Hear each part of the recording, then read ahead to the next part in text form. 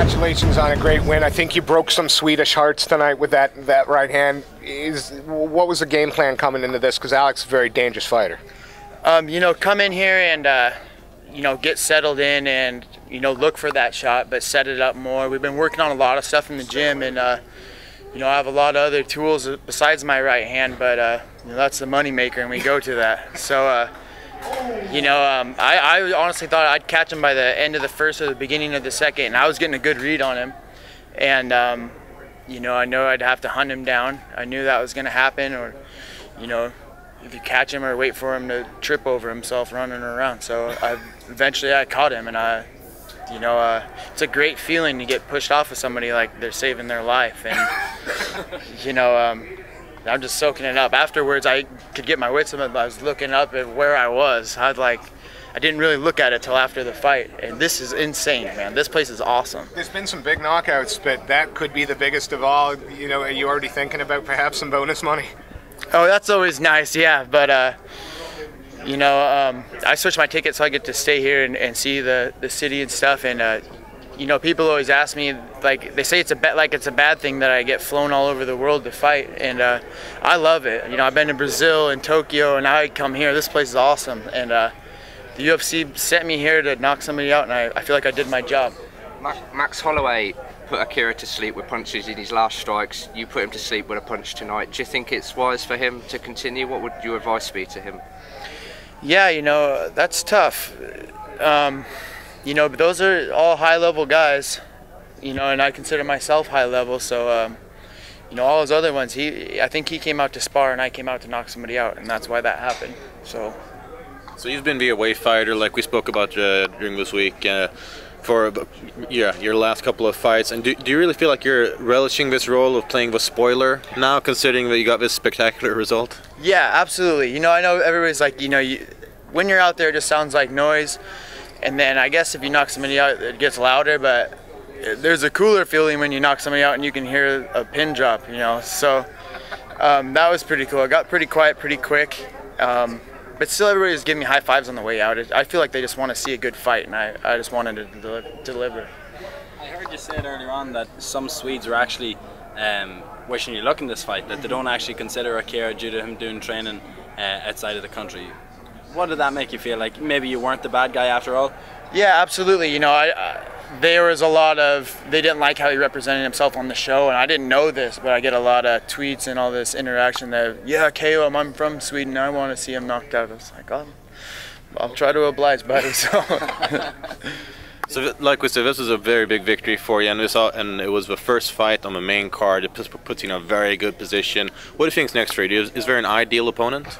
I don't know, not very ideal. I know it's like everybody says that whoever the boss says, but I want to move up, obviously, and I feel like this is my time to stay in the win column. I'm good at getting back in it, a lot of up and downs, but I'm staying in here and staying in the gym and doing the right thing. So, a guy like I would like to fight Charles Oliveira. I like that matchup, and nothing against the dude, but I got to start saying something because I've just been the blue-collar fighter that shuts his mouth and does his job, and nobody does anything about that. So it seems to me that right now with the expansion of the UFC, it's the quiet man that's going to be overlooked. I think you've just qualified, but is that the case? Do you feel that people have to, without being arrogant, have to speak up and say this is what I want for fear that somebody else will? Yeah, absolutely. And you'll get passed up, or you just fall into the, I've been in the same shuffle of guys, I feel like, for a while. Whenever they get fights, I feel like I'm getting a fight around that time, and I'm just in this loop of guys that I fear I'll stay in unless I break out. And if I have to raise my hand and be like, I'm still here, and hopefully they watch that, and then they'll be like, oh, this guy can fight. All right, send his. Like yeah, exactly. Send his outs out there and bite your mouthpiece. Go be somebody and collect that other check. So that's what I'm about. Okay, all like that and few submissions on your records. Which one is sweeter for you? Just any. There's always something awesome about a knockout, but just whatever, as long as it's inside the 15 minutes. I don't got anything on my face, and I feel great, and I feel like I can go home and train. I actually feel like I want to. After a loss, you kind of walk around and kick yourself and go back to the drawing board. pull yourself up. Now I just feel like, man, I want to keep fighting. I wish there was a fight tomorrow. I'd do it too. So you mentioned Charles Oliveira. He's obviously a high-ranked fighter. Aside from his ranking and his position in the division, what interests you about that fight and about him as an opponent? Just his style, you know, nothing personal. I just feel like that's who I had to pick out of the top group of freaks. This whole division's a bunch of killers, and you know, the way him and Jeremy fought, I think you kind of caught Jeremy on an off day, but you know, Oliveira capitalized on that, and I feel like that's something that he wouldn't get away with me. This win or lose, your performances have been getting better and better in the cage. And where do you see the next evolution in your skill set? How good can you become? You know, there's no level to that, I feel like, because I have you know, I've always been tough and talented, but now when I got in there, I was really calm. I really am like, I've been here before. I feel like I made the move from to a veteran finally. This is my 8th fight in the UFC. And all the other ones, I felt all this pressure, and this time I do feel that pressure, but I kind of dump it on him and like, no, I did enough, and just know this is what it has to be. I have to win, and it sounds like a lot of pressure, but it's way better than being like, you know, just going out there like a spaz, you know. So yeah, just you know, keep on doing what I'm doing. I'm doing the right things.